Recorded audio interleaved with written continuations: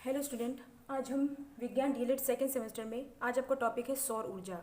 सौर ऊर्जा यानी कि सूरज की रोशनी से जो हमें ऊर्जा प्राप्त होती है उसको हम देखा जाए तो सौर ऊर्जा के में जो है प्रयोग करते हैं।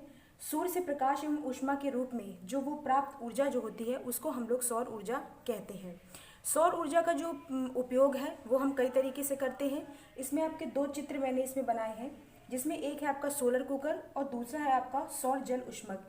यानी कि जो सोलर कुकर है उसमें आप जो है सूरज के जो है रोशनी से जो इसमें हम खाना पकाते हैं, और आपका जो सौर जल ऊष्मक है उसमें जो है वो पानी को जो है वो गर्म किया जाता है सूरज के जो है वो प्रकाश से, या सूरज की जो है वो आने वाली जो है वो जो उसमें ऊर्जा आती है। तो अब हम इसमें बात करते हैं सोलर कुकर की। तो सोलर कुकर जो है आपका क्या है कि सोलर कुकर एक जो है वो धातु का जो है वो एक धातु या लकड़ी का एक बक्सा है, जैसे कि आप इसमें देख रहे हो। बक्सा होता है जिसके अंदर ऊष्मारोधी पदार्थ का अस्तर लगा होता है, ताकि डिब्बे के अंदर की जो ऊष्मा है वो बाहर ना जा सके। डिब्बे के अंदर की जो दीवारें होती हैं वो काली कर दी जाती हैं। काला पेंट इसलिए करते हैं क्योंकि यह ऊष्मा का अच्छा जो है वो अवशोषण होता है। डिब्बे के ऊपरी जो है वो भाग पर दो समतल पारदर्शी कांच से बना जो है वो ढक्कन होता है, जो सूर्य के प्रकाश को डिब्बे में भीतर प्रवेश जो है वो करने देता है। डिब्बे के ऊपरी जो है भाग पर एक समायोज्य दर्पण होता है, यानी एक आईना एक प्रकाश का प्रकाशी युक्त है, जो प्रकाश के परावर्तन को के सिद्धांत पर जो है वो कार्य करता है, जिससे परावर्तित होकर जो प्रकाश होता है वो डिब्बे के भीतर जो है वो जा सके। सोलर कुकर के भीतर खाना पकाने के लिए धातु के डिब्बे रखे जाते हैं, जैसे आपको ये डिब्बा रखा हुआ है जिसकी बाहरी सतह काली कर दी जाती है। तो काला हमने आपको बताया कि ये ऊष्मा का बहुत अच्छा अवशोषक होता है। इस कुकर का जो अंदरूनी जो ताप होता है वो मौसम के अनुसार 2-3 घंटे में जो है वो 100 से 140 डिग्री तक हो सकता है। 100 से 140 डिग्री तक आपका इसका हो सकता है। 100 से 140 डिग्री तक जो है वो डिग्री सेंटीग्रेड तक जो है वो हो सकता है। इस जो सोलर कुकर में उन खाद्य पदार्थों को पकाया जाता है जिन्हें हम कम ताप पर धीरे धीरे जो है वो पकाने की जो है वो आवश्यकता होती है। ऐसे जो है वो खाद्य पदार्थों को इसमें जो है वो पकाया जाता है। तो ये हो गया आपका सोलर कुकर। अब नेक्स्ट आता है आपका सौर जो है जल ऊष्मक। तो आपका सौर जल ऊष्मक क्या है कि ये जो सौर आपका जल ऊष्मक होता है, इसमें जैसे कि हमने आपको बताया ये काले रंग से पुती हुई तांबे की ट्यूब है, अंदर से काला पुता शीशे वाला ढक्कन या बक्सा है। यहाँ ठंडा जल है, ये गर्म जल है, यहाँ से आपका गर्म जल आता है, यहाँ से हीट होके ये सौर जो है ऊर्जा यहाँ से आपको मिल रही है, और ये गर्म जल जो आपको प्राप्त होता है। इसके निर्माण में क्या करते हैं, तांबे के जो है वो पाइप का उपयोग किया जाता है, जिन्हें बाहर की ओर से काला कर दिया जाता है। जैसे कि मैंने इसमें लिखा है काले रंग से पुती हुई तांबे की जो ट्यूबें। तो काला रंग मैंने बताया कि ये ऊष्मा का बहुत अच्छा अवशोषक होता है। इस नलिका का एक सिरा ठंडे जल स्रोत से जुड़ा होता है, ये ठंडे जो है जल स्रोत से जुड़ा हुआ है, तथा दूसरे सिरे से गर्म जल हमको जो है वो प्राप्त होता है या प्राप्त किया जाता है। इस उपकरण को जो है वो बिल्डिंग या मकान की छत पर या उस स्थान पर लगाया जाता है जहां सूर्य की किरणें जो है वो अधिक आती हैं, यानी कि बिल्कुल सीधी पड़े। ठंडा जो जल है जब नली में प्रवाहित होता है तो ऊष्मा अवशोषित करके गर्म होने लगता है। गर्म जल का जो घनत्व है वो ठंडे पानी की तुलना में कम होता है, जिससे यह ऊपर ही रहता है तथा उपयोग के पाइप से बाहर जो है वो निकाल लिया जाता है। ये देखिए आपको यहाँ से ठंडा जल प्रवेश किया, यहाँ से ही सूर्य की जो है वो किरणें पड़ी, तो यहाँ से गर्म जल हुआ, और ये इतना हल्का होता है। इस गर्म जल का जो घनत्व होता है वो ठंडे पानी की तुलना में कम होता है, जिससे कि ये ऊपर ही रहता है तथा उपयोग के लिए पाइप से जो है वो बाहर निकाल लिया जाता है। सौर जल ऊष्मक पानी गर्म करने का एक आदर्श जो है बहुत अच्छा एक यंत्र है। इससे लगभग 80 डिग्री तक पानी गर्म किया जा सकता है। कितना? 80 डिग्री तक। 80 डिग्री तक जो है वो पानी जो है वो गर्म किया जो है वो जा सकता है। इस यंत्र के उपयोग से विद्युत ऊर्जा के खर्च में कमी जो है वो की जा सकती है। ये था आपका जो है वो सौर जल ऊष्मक। अब इसमें और भी जो है कई चीजें आती हैं। इसमें एक और ऊर्जा आती है आपकी नाभिकीय ऊर्जा। एक और आपकी ऊर्जा आती है इसमें, आपकी जो है वो है नाभिकीय ऊर्जा।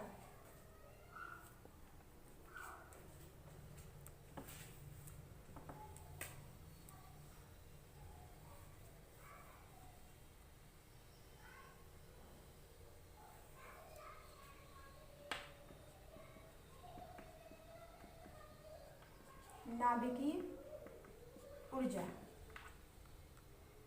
तो नाभिकीय ऊर्जा आपका क्या है कि जो नाभिकीय ऊर्जा है इसमें क्या है कि कुछ तत्वों के परमाणुओं के नाभिक में अत्यधिक मात्रा में ऊर्जा अधिक जो है ऊर्जा संचित रहती है, जिसे नाभिक जो है वो ऊर्जा नाभिकीय ऊर्जा कहते हैं। ये ऊर्जा जो होती है वो दो प्रक्रियाओं द्वारा मुक्त होती है। एक होता है आपका नाभिकीय संलयन, दूसरा है आपका नाभिकीय जो है वो विखंडन।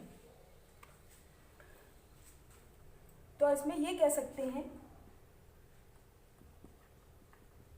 कुछ तत्वों के परमाणुओं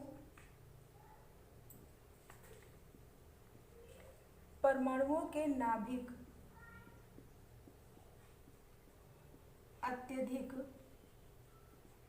अत्यधिक जो है वो मात्रा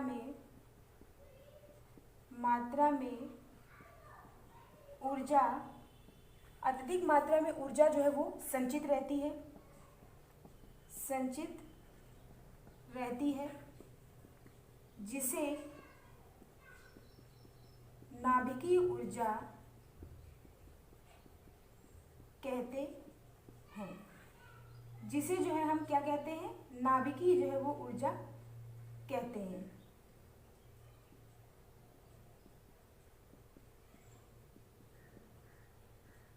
जिसे हम नाभिकीय ऊर्जा कहते हैं। ये दो प्रक्रियाओं द्वारा मुक्त होती है, दो प्रक्रियाओं द्वारा मुक्त होती है। एक है आपका नाभिकीय संलयन। तो अब इसमें अगर हम बात करते हैं नाभिकीय संलयन की, तो जब दो हल्के नाभिक परस्पर संयुक्त होकर, जब दो हल्के नाभिक परस्पर संयुक्त होकर, परस्पर जो है वो संयुक्त होकर एक भारी नाभिक बनाते हैं, एक भारी नाभिक बनाते हैं, एक जो है वो भारी नाभिक बनाते हैं। तो इस प्रक्रिया को हम नाभिकीय संलयन कहते हैं, नाभिकीय संलयन कहते हैं। योगा आपका इसमें इस प्रक्रिया में जो है ऊर्जा जो है वो अत्यधिक मात्रा में जो है वो निकलती है। इस प्रक्रिया में ऊर्जा जो है वो अत्यधिक मात्रा में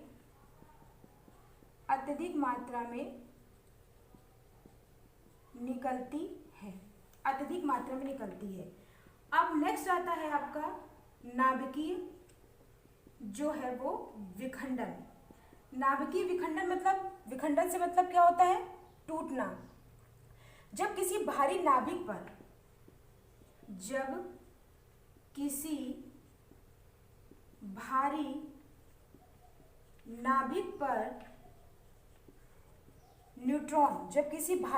पर न्यूट्रॉन की बमबारी होती है, न्यूट्रॉन की जो है वो बमबारी होती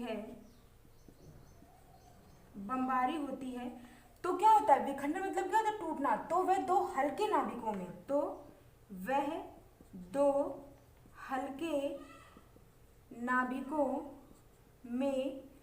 टूट जाता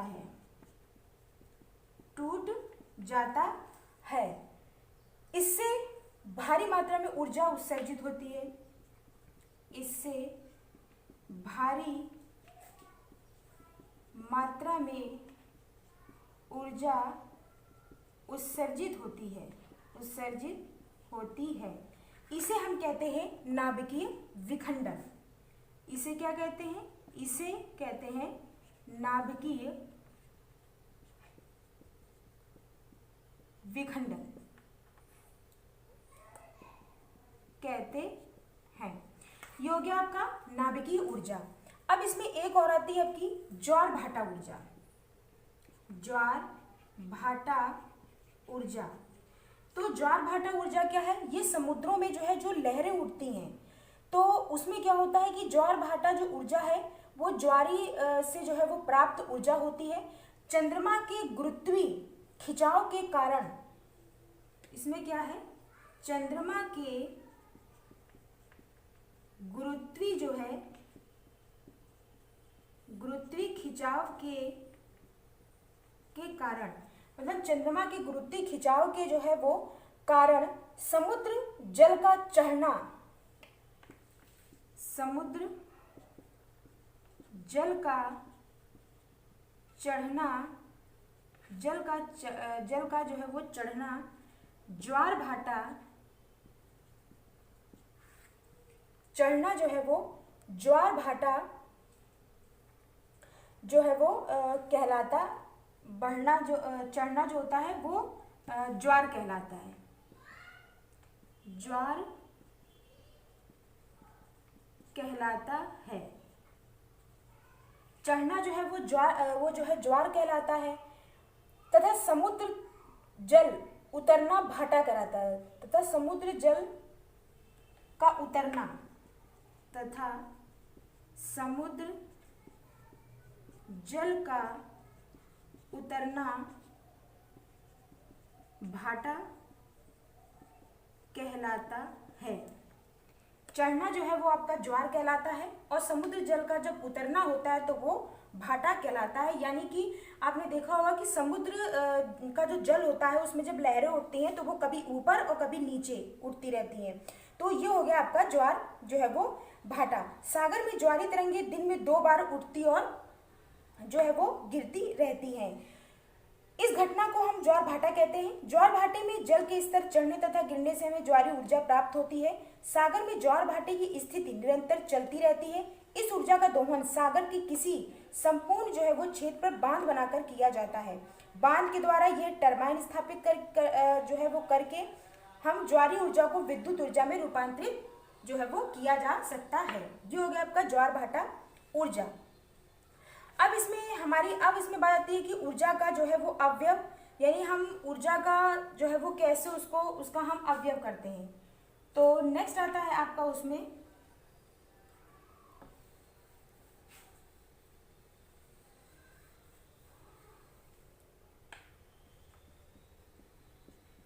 ऊर्जा का अवयव।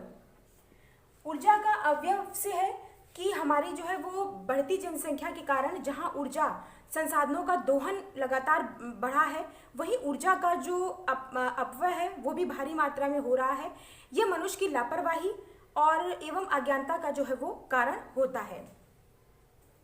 तो इसमें आपका ऊर्जा का जो अवयव है वो जो है इसके कुछ जो है आपके जो है वो बिंदु है, इसमें किन कारणों से जो है वो ऊर्जा का जो है अवयव होता है। तो इसमें पहला है आपका तेल परिवहन की पाइपलाइनों, कंटेनरों आदि का रिसना, ये भी आपका जो है अवयव होता है। और तेल कूपों एवं कोयले की खानों में जो है वो आग लगना। नेक्स्ट है आपका अनावश्यक जो है रूप से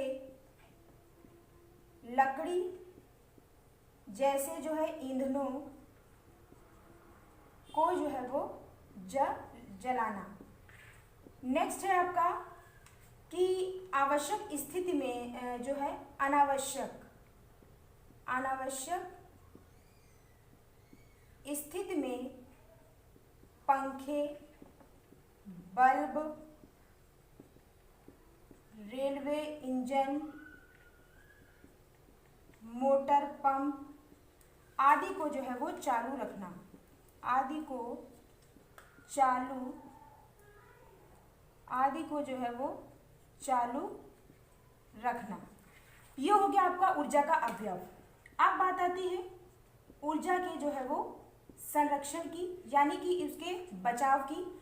तो कुछ सावधानियां और उपाय अपनाकर हम जो है ऊर्जा का संरक्षण जो है वो कर सकते हैं। इसमें पहला है आपका कि अनावश्यक स्थिति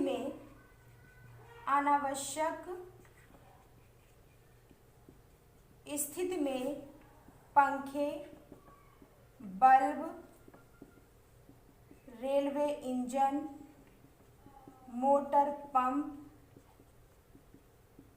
आदि को, मतलब मोटर पंप आदि को बंद कर देना चाहिए, बंद कर देना चाहिए, आदि को बंद कर देना चाहिए। दूसरा है वाहनों का जो ईंधन है, वाहनों का जो इंजन है कम ईंधन खपत वाला प्रयोग करना चाहिए। नेक्स्ट है आपका तेल पाइपलाइनों आदि को लीकेज से, तेल पाइप लाइनों आदि को लीकेज को ठीक करवाना चाहिए, ठीक जो है वो करवाना चाहिए। नेक्स्ट है आपका रसोई में भोजन जो है वो प्रेशर कुकर में पकाना चाहिए। और नेक्स्ट आपका लास्ट है कि सौर ऊर्जा के उपयोग को जो है वो बढ़ावा देना चाहिए। ये था आपका ऊर्जा का जो है अवयव और ऊर्जा का संरक्षण। हम ऊर्जा का कहाँ कहाँ प्रयोग कर सकते हैं ये मैंने आपको आज इस टॉपिक में बताया। उसका कैसे जो है हम अवयव हम ना करें, उस अगर अवयव है तो उसका जो है कैसे हम बचाव यानी संरक्षण करें। तो ये जो आपका टॉपिक है वो यहीं से समाप्त होता है।